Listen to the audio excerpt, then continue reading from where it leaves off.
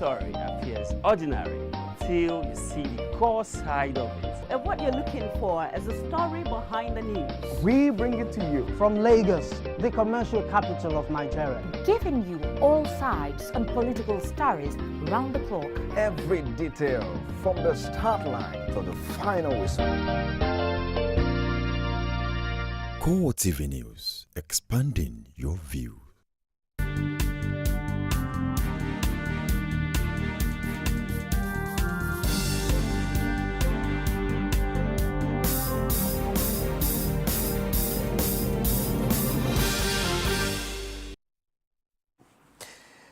Hello and welcome to CoreTV's Prime Time News. I am Emmanuel Ezekiel. In our major story, Cote d'Ivoire President Alassane Ouattara says President Goodluck Jonathan deserves all accolade for the manner he considered defeat the March 28 presidential election.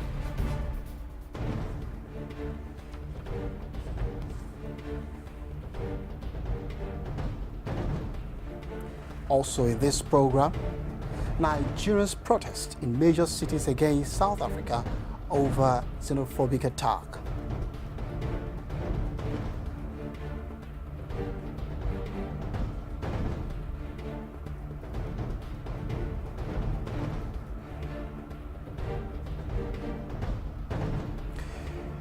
The Minister of State for Defense, Augustine Akubundo, solicits the cooperation of the military authorities for the incoming administration.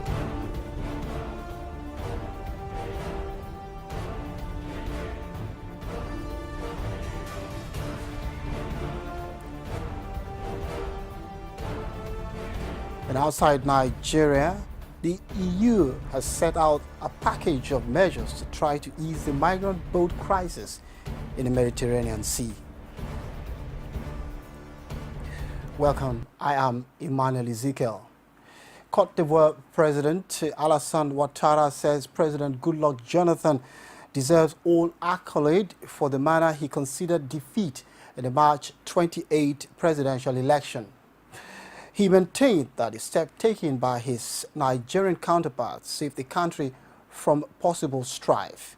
The Ivorian president, who spoke to State House correspondents after a closed-door meeting with Jonathan at the presidential villa, recalled that the refusal of former President Laurent Gbagbo to concede defeat led to an unnecessary civil war in his country. He insisted that President Jonathan, who was also present at the briefing, has set an example for the rest of West Africa to follow. Is a lesson to all of us. Please accept my admiration. I think avoiding violence, avoiding civil war when we have elections in Africa should be our utmost objective. People are more important than power. And Mr. President, my good friend, I'm not surprised by what you did. And I wanted to congratulate you, to congratulate the Nigerian people, to congratulate the president-elect. This election in Nigeria is... Now, before jetting out of Nigeria, the Cote d'Ivoire president met President-elect Muhammadu Buhari in Abuja. The meeting was held at the presidential wing of the Nnamdi Azikiwe Airport. President Alassane Ouattara, who earlier met President Jonathan, congratulated President-elect and also pledged his country's commitment to a mutually beneficial relationship with Nigeria. Because his predecessor refused to acknowledge his winning. In Nigeria, the opposite happened. Hence, we are enjoying the peace. And we specifically congratulated President Jonathan for his stagnation. As West Africans and Africans, it's well the election ended with a fairness is a lesson for all African countries. The Kwara State Governor Abdul Fattah Ahmed and the senator representing Kwara Central Senatorial District Bukola Saraki alongside other National Assembly members-elect, have received their certificates of return in Ilorin.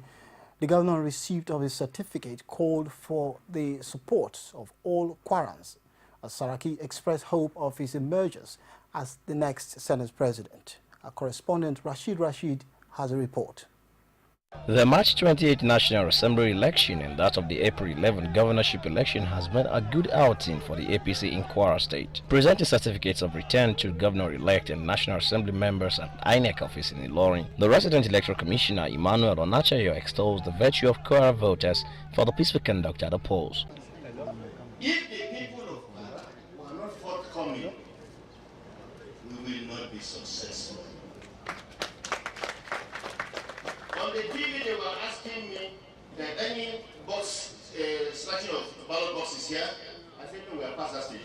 We are past that stage in Kwara. So the people in Kwara were forthcoming.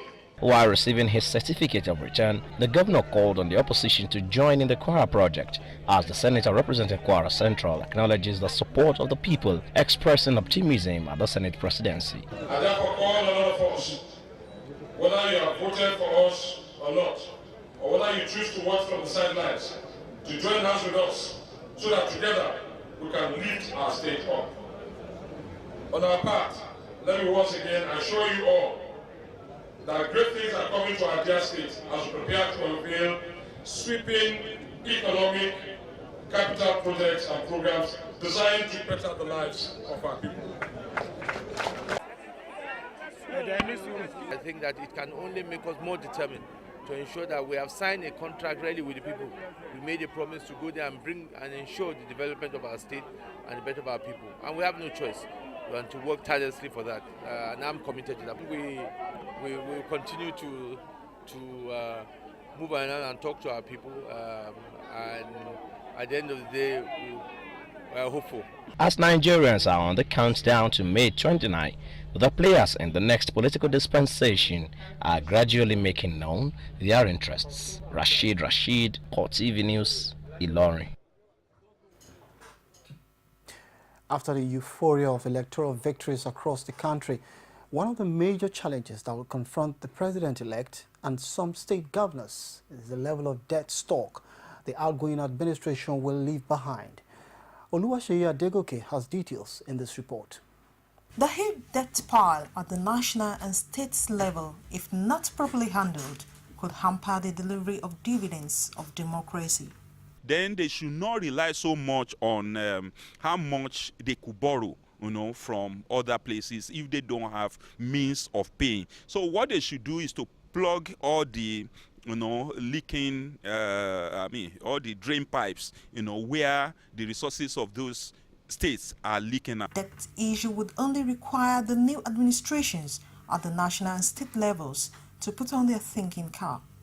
A lot of more ingenuity has to come in for you to really succeed in fulfilling the promises you've made and the changes you have promised. Internally generated revenue is very key.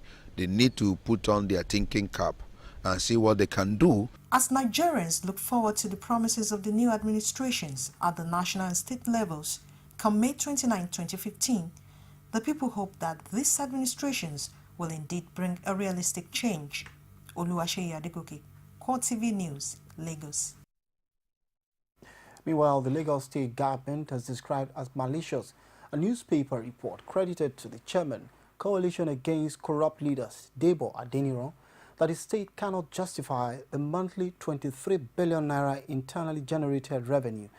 The special advisor to Governor Fashola on media and strategy, Lateef Raji, debunked this allegation while with journalists in Lagos. He says the accomplishments of the state across all sectors are testimonies to the judicious use of taxpayers' money.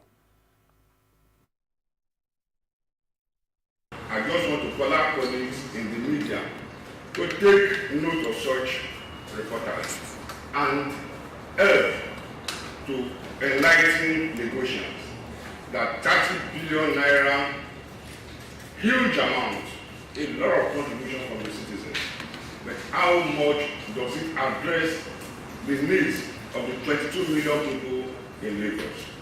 We need to be able to put all these things sector by sector. This is coming after the chairman of the Lagos State Internally Generated Rev Service, Babatunde Fowler, at a ministerial press briefing last week, Wednesday, pegged the monthly internally generated revenue at 23 billion naira. Moving on now, President Goodluck Jonathan has extended his condolences to the Chukwumerije family, as well as the government and people of Abia State, on the death of Senator Uche Chukwumerije. He also commiserated with the senator over the death of a politician he describes as an ardent believer in the national unity, peace and political stability and progress. Presidential spokesman Ruben Abati said in a statement issued in Abuja that his principal believes that the late Senator Chukwumerije, who also had a career as a journalist, social critic and a minister of information, will be long remembered for his passion for a just and equitable society. The president also wants Chukwumerije's family and friends to honor his memory by continually upholding the values and principles which he lived for and never stopped fighting for till his death. In the same vein, President-elect Muhammadu Buhari sees the death of Senator Uche Chukwumerije as a blow to the generation of true progressives in Nigeria and the African continent. In a condolence message issued by APC Presidential Campaign Office, General Buhari eulogized Senator Chukwumerije as a pan-African par excellence. He noted that he has always observed the progressive political activities of Uche Chukwumerije and admired the pan-African interest and national patriotic zeal which dominated and dictated his actions and pursuits. General Buhari recalls that in the Second Republic, Chukwumerije's parted ways with the ethnic and regional politics of that era to identify with Malam Aminu Kanu, the leader of the masses of northern Nigeria. The president-elect described the late senator as a professional who did his job with passion and conviction, adding that he was not surprised he was a leading voice in the Senate in the last 12 years.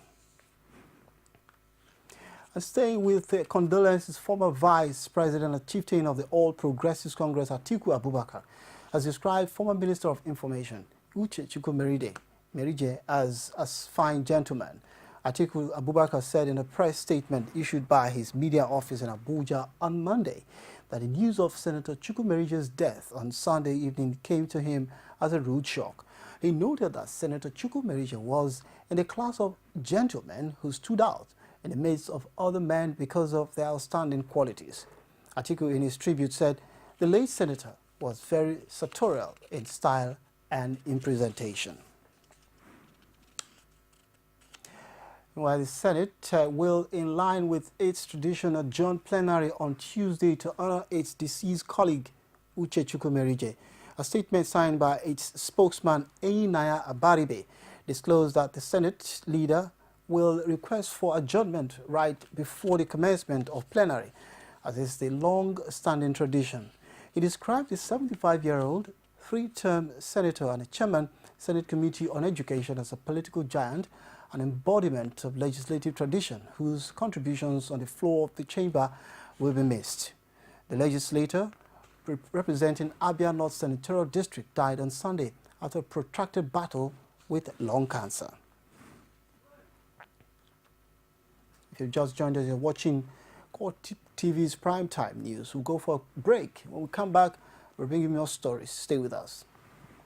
Introducing Smart Connect, where get plenty awoof to allow you talk, text, and browse nyafu for 10 in the morning. Igwe. Say you know say with just 200 naira recharge card, Airtel dey serve me with 200% bonus to yarn more with any network.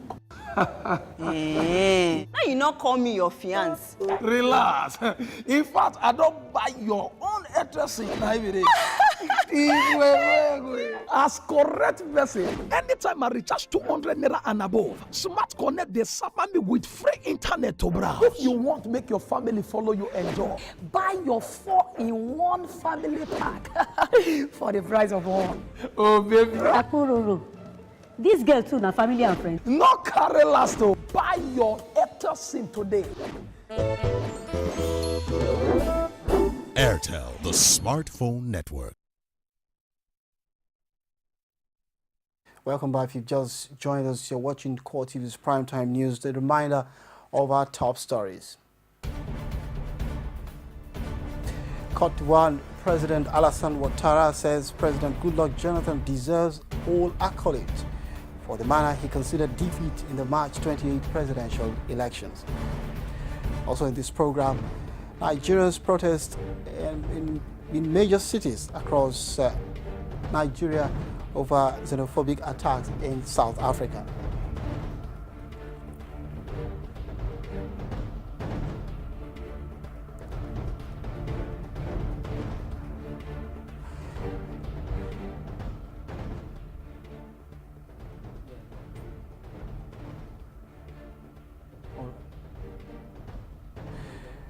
The Minister of State for Defense, Augustine Akobundu, solicits the cooperation of the military authorities for the incoming administration.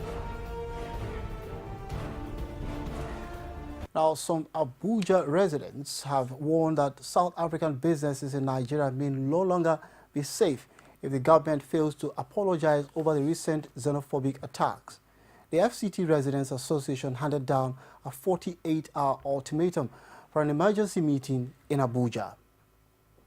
In a 12-point communique, the group thought its spokesman Yunusa Yusuf said it was shocking that while South African interests continue to thrive in the FCT without intimidation, its citizens are launching deadly attacks on foreigners. It also reminded the South Africans of the contributions of Nigerians towards the dismantling of apartheid and urged them to demonstrate the spirit of brotherhood by stopping the killings immediately. Some of the major businesses listed for attacks at the expiration of the 48-hour ultimatum include, but not limited to, DSTV, MTN, ShopRite, and Barcelos. In the meantime, a coalition of non-governmental organizations and groups in Kaduna have expressed disappointment over the manner the South African government has handled recent xenophobic attacks in South Africa. The groups unanimously denounced the South African government for its failure to put a stop to the xenophobic attacks. Coordinator of the groups, Ibrahim Yusuf, said at a news conference that a number of Nigerians residing in South Africa have so far been affected. He therefore urged the authorities to stop the killings before it is too late.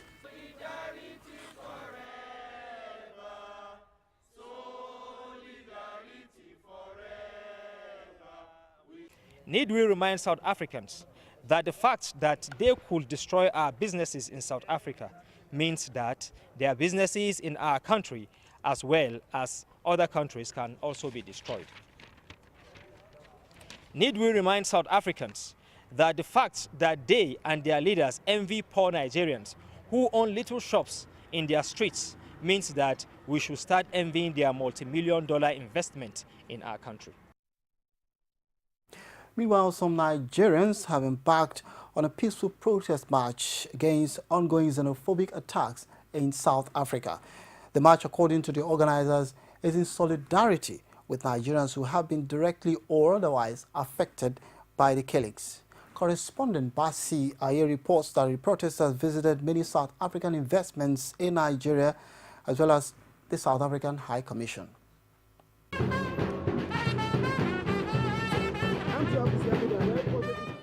The past weeks have witnessed numerous attacks and killing of foreign nationals, especially Africans living in South Africa. Nigerians and other Africans have been critical of the xenophobic attacks, which continued at the weekend. This group of Nigerians have decided to match words with action. They have resolved to take their message to South African-owned businesses in Abuja.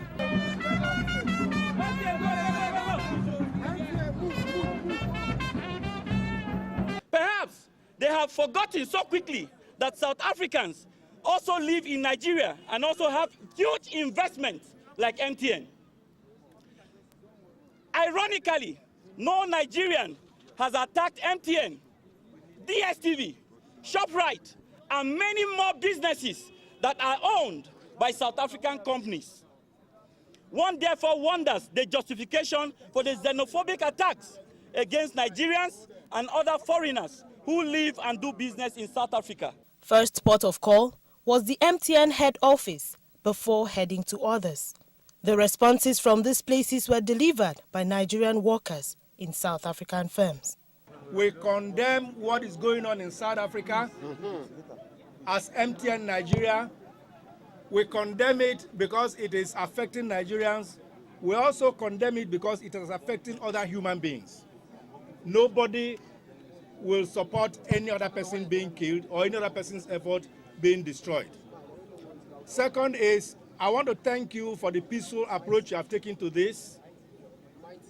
We appreciate the fact that you are showing your concern in a very Nigerian, matured way, coming out to say how you feel without behaving like the people we are condemning. This has been condemned by MultiChoice Africa Management and MultiChoice Nigeria as an organization here, residents in Nigeria. Is not something that we are in support.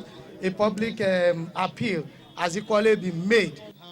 Not done, the protesters then moved to the European Union Mission and the South African High Commission, where they demanded a more proactive measure by President Jacob Zuma to end the attacks.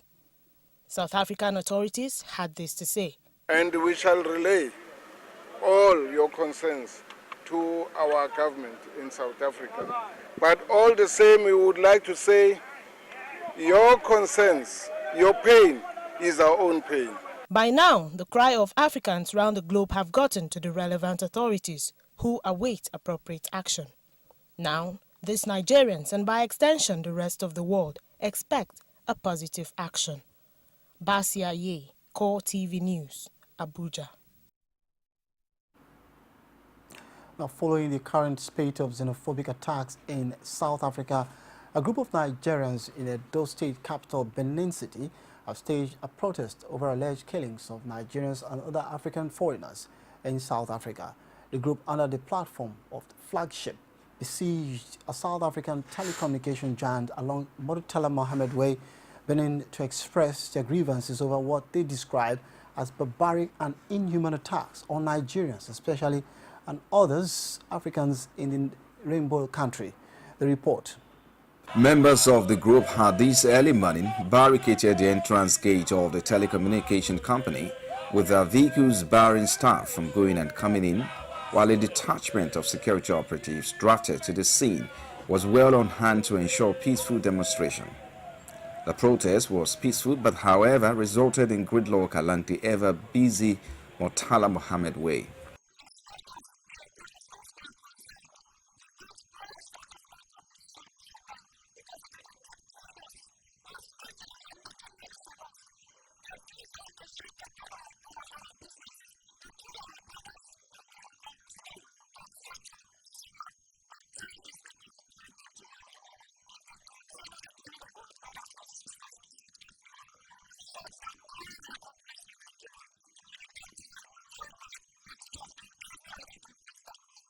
The same group, however, promised to continue to protest all South African companies and the state until such attack is put under control, adding that Nigerians have suffered untold hardship and losses in that country. Away from xenophobic attacks, now the U.S. Ambassador to Nigeria, James Entwistle, has commended the police authorities for their contribution to the success of the 2015 general elections. He also assured the police of America's readiness to partner with Nigeria in the fight against insurgents. Entwistle gave the assurance at the force headquarters in Abuja during a courtesy call on the Inspector General of Police, Suleiman Abba. Responding, Inspector General Abba attributed the success of the police operation to deliberate plan and interagency collaboration during the elections.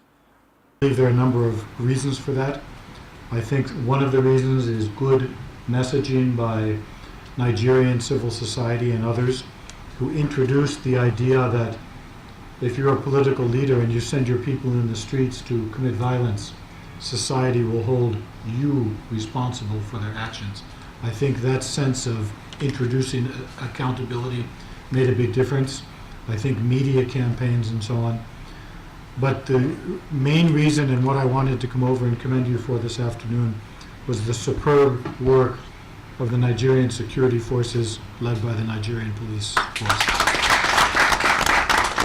myself and the management team decided that we should begin the implementation of the strategies without any further delay.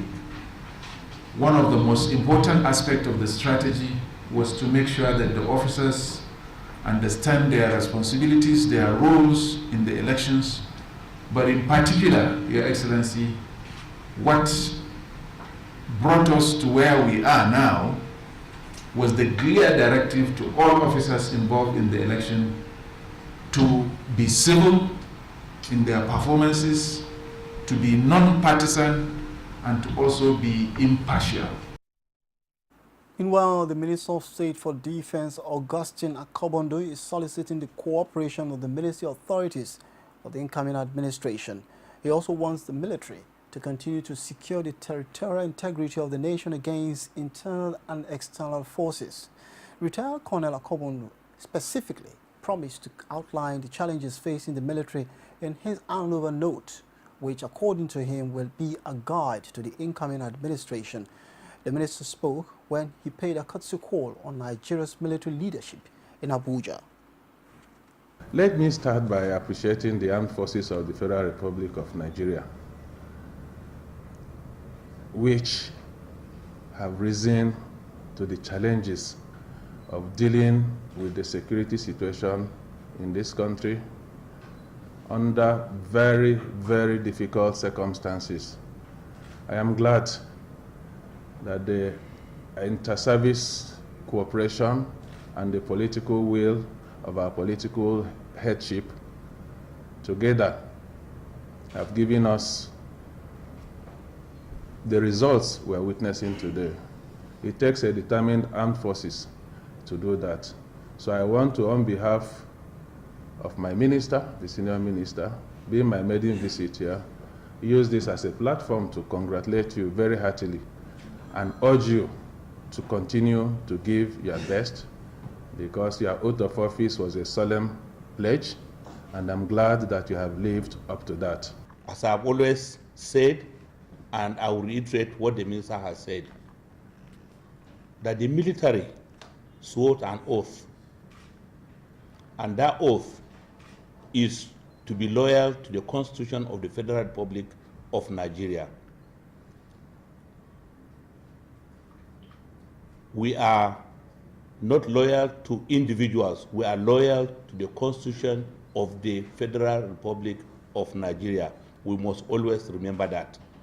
And I thank God that this reminder is coming from our Honorable Minister.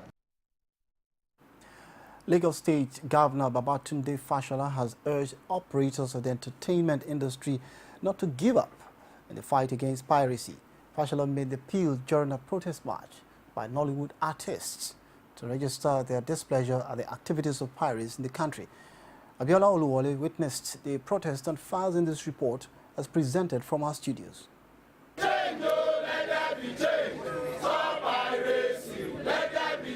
These are the chants from the entertainers who besieged the office of the Lagos State Governor, Babatunde Fashola, in cry against the unfortunate act of piracy.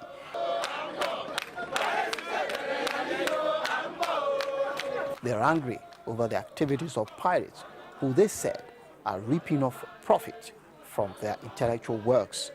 Led by Tunde Kelani and Tunji Bamishigbe, the actors called on Governor Fashola to assist them in the fight against film piracy. The trend is that piracy, they wait until we distribute. But lately we have been witnessing a dangerous trend. A trend in the sense that film made with $200 million still in the cinemas, not officially released, are pirated, are sold openly on the streets of Lagos unhindered. You are going to assist us in how we're going to put next legislation, next policies that will favor us, in particular to actually make piracy a serious crime.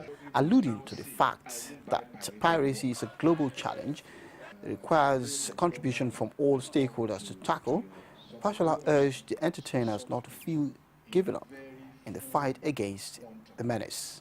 The first thing to agree about is the need for law enforcement. There is a law, no matter how weakly crafted that law is, there's a law. So if there is law enforcement, we can begin at least to send some messages that if you do the crime, then you must pay the price. Pachula also says investment in community cinema will further discourage the sabotage of their intellectual properties. And now to judicial matters. A federal high court sitting in Lafia, Nasarawa State, has fixed April 21st for the continued trial of the former governor of the state, Aliu Doma, and the former secretary to the state government, Timothy Anjide. Akwe-Doma and Anjide are being prosecuted on the 10-count charge bordering on money laundering by the Economic and Financial Crimes Commission. Trial judge Justice Agatha Okeke adjourned the matter after defense counsel Charles Edosawan requested to subpoena the incumbent secretary to the state government, Dauda Egwa. Edosawan told the court that he needed this SSG to produce some documents which he said would enable him cross-examine prosecution witnesses. Solomon Katsa, prosecution counsel Kemi Pehero, argued that 90% of the documents submitted are already before the court and the service does not stop the defense from a cross-examination. The court, however, adjourned the cross-examination and ordered hearing notices to be served on the secretary to the state government. And staying with judicial matters, a federal high court sitting in Benin City, Edo State, has again postponed ruling in the 25 billion naira money laundering charge filed against Michael Igbenedion, younger brother of the former Edo State governor, and Charles Eboigbo. The Justice Ahmed Ilman adjourned the matter till April 27, 2015, less than a week after he adjourned the much-expected ruling on Friday. If his failure to deliver judgment on that day was hinged on judges' Easter vacation, words were passed to counsel that a ruling would be delivered on Monday, April the 20th, but when the matter was called, Justice Liman, rather than give his ruling, called counsel into his chamber to inform them that the ruling was not Friday. Economic and Financial Crimes Commission is prosecuting the younger brother of Igbenedion and their companies on the 81-count charge bordering on money laundering, misappropriation of funds, conspiracy, and abuse of office. We'll go on to bring you that report. Now, the Federal Accounts Allocation and Fiscal Commission has shared 435 billion naira among the 3 tiers of government as revenue for March 2015. Minister of State for Finance Bashir Yuguda disclosed this on Monday night at the end of the FAC meeting in Abuja. A breakdown released by the minister showed that there was an 86 billion naira shortfall in gross revenue received for March compared to what came in February. Which one with that script?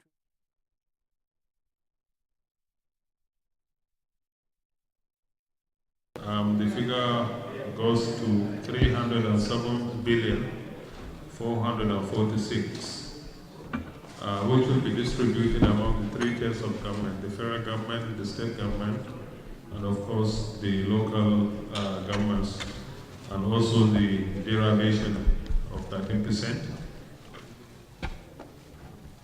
Which is the 307 billion to be distributed along this format.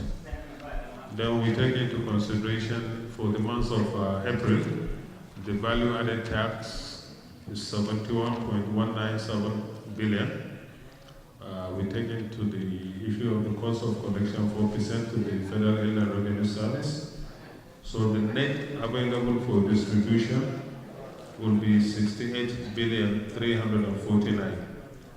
So the total distributed. We'll go for a short break now to come back with business, sports stories, and stories outside Nigeria. Don't go away.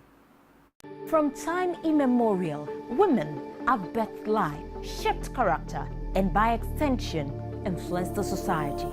Moremi of Ife, Emoten of Benin, Queen Aminat of Zaria, all women of influence and power. Whether it's before election, after election.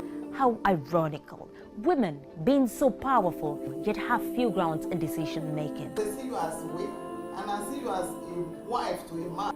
We are talking women in politics. A woman will be bold enough to stand up and say, I want to become president of Nigeria. Only on CoreTV News.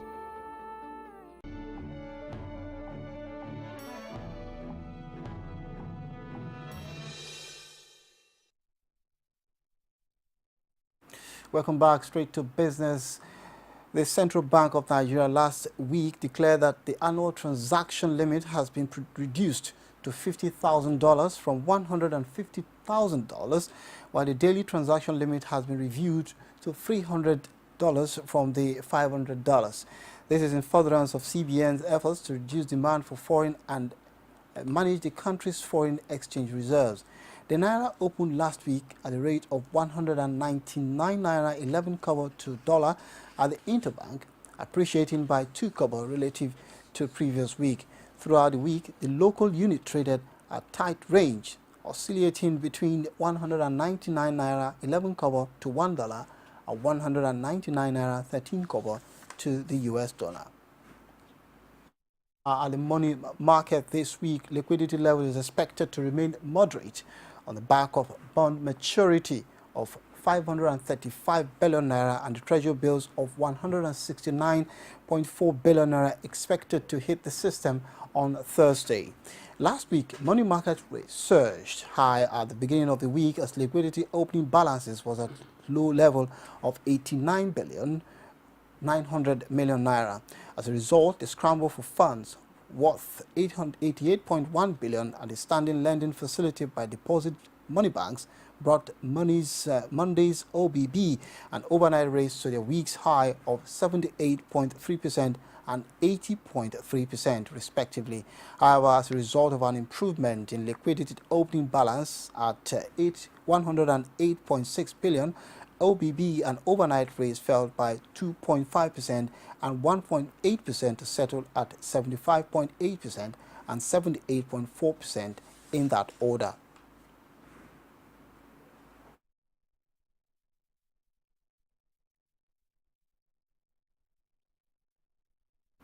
Now it's time to join Sabena Zoku for the day's stock market report. CoreTV News Stock Market Report.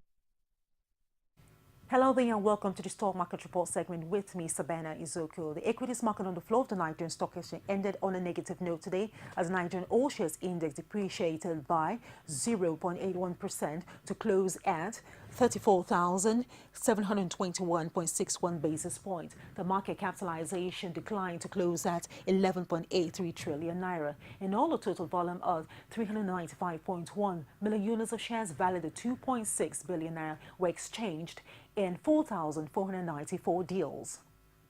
On the gainer side, Flour Mill topped the chart, followed by Ashaka Cement Company North of Nigeria, Awando Oil, and UAC Property.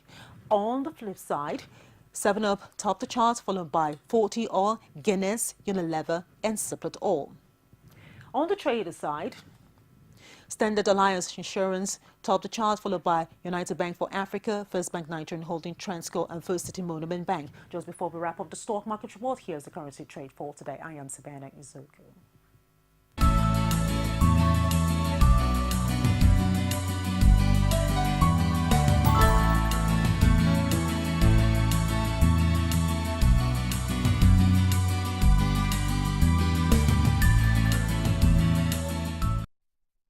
CoreTV News Stock Market Report. Well, it's now time to join Brownson Uwana to bring us the latest in the sporting world.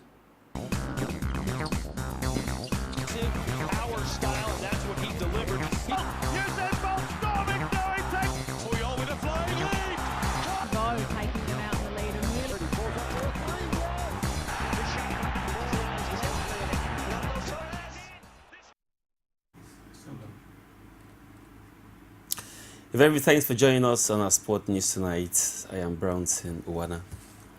The much-awaited signing of the contract of the Super Eagles coach Stephen Keshi will finally hold on Tuesday at Wuse Zone 7 Secretariat at the Nigerian Football Federation. It was learned that the ceremony would be low-key since there has been too much noise and publicity as regards the contract, and the leadership of the NFF seems no reason for a flamboyant unveiling. It was also gathered that the NFF has opted out of the ceremonial unveiling of the coach, but instead preferred that the coach come to the secretariat to sign the contract and commence work immediately. Meanwhile, Salisu Yusuf, who will assist Super Eagles coach Stephen Keshi, will also lead the Chan Eagles, that's the home base Eagle, as soon as he resumed duty, to lead them to Chan 2016 in Rwanda. Keshi is expected to finally be announced as the coach of the side very soon, and he will now work with former Imba coach Pillars Yusuf Salisu. The Chan Eagles are drawn to take on Burkina Faso for a place in the final tournament in January. They will welcome the Burkina Babes in October 2015. And now to some AYC story. African champions, the Flying Eagles, have stepped up preparation for the 2015 FIFA Under-20 World Cup in New Zealand. 30 players trained on Monday morning at the FIFA Go project in Abuja as the battle for places in the final 21-man squad for the World Cup intensify. Only Yimba midfielder Kingsley Sakori was missing after he featured for his club in the league match on Sunday at Kano Pillars. The team will train twice in a day till Friday, according to the coach Manu Gaba, who insisted that all squad plays for the World Cup are up for grabs. The Flying Eagles are drawn in a first-round group that will see them take on Brazil, Hungary, and Korea North. And games will return to the UEFA Champions League on Tuesday as top team jostle for a place to be in the final four of the competition. The first game of the night will see Barcelona slowing it out with Paris Saint-Germain at Camp Nou. Allianz Arena will see Bayern Munich trying to upturn their first 3-1 deficit they suffered in the hands of Porto in Portugal. On Wednesday fixture, we'll see Monaco slugging it out with Juventus at Stade Louis II, while Real Madrid will welcome fellow city rivals Atletico de Madrid in Santiago Bernabeu. Finally, on our sport news tonight, in the world of Formula One, where Mercedes Formula One team boss Toffee Wolff says is now crucial for his team to agree a new contract with Lewis Hamilton amid increasing battle with Ferrari. The reigning world champion current 3-year deal expires at the end of the season. Both Wolff and Hamilton have insisted on a number of occasions over recent weeks that the deal is close, but there has been no formal announcement. Wolff said Lewis is a factor and an exceptional guy in the car and therefore deserve a new deal. And that's my final whistle on Sport News tonight. Very big thanks for watching. I'm Brownson Owana. You can now watch CoreTV News live from anywhere in the world on our website www.coretvnews.com. Click on Live TV on our website and watch us live. And welcome to CoreTV Primetime Days. To follow us on Twitter, click on Twitter icon on our website. On Facebook, click on the Facebook and YouTube to see all our previous news production. You can also watch us live on YouTube. Click CoreTV, leave a space, then News. CoreTV News, our 24-hour news station. Well, news now goes to outside Nigeria, where the EU has set out a package of measures to try to ease the migrant boat crisis in the Mediterranean. A Triton patrolling service will be strengthened, and a military mandate sought to destroy people smugglers' boats. An emergency summit of EU leaders will be held on Thursday.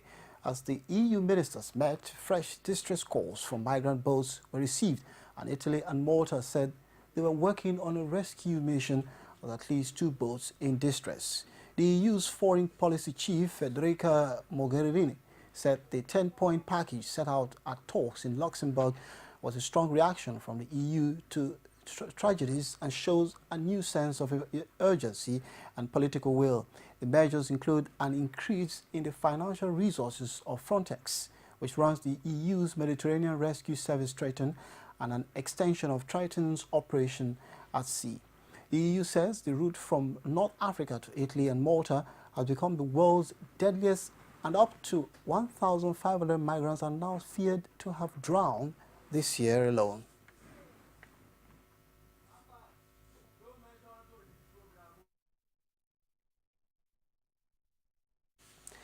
Well, before we go on the prime time news tonight, we'll bring you our major stories.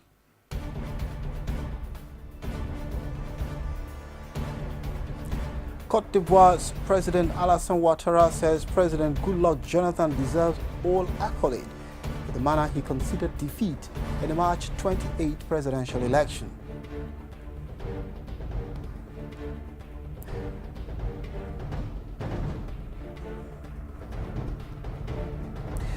Nigerians protest in major cities against South Africa over xenophobic attack.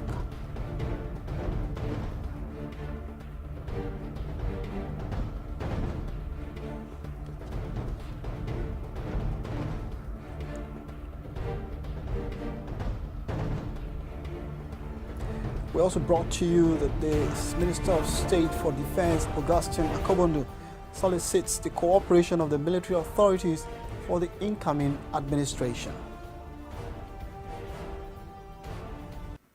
Well, that's our last take on the news at prime time tonight. Many thanks for watching. I am Emmanuel Ezekiel.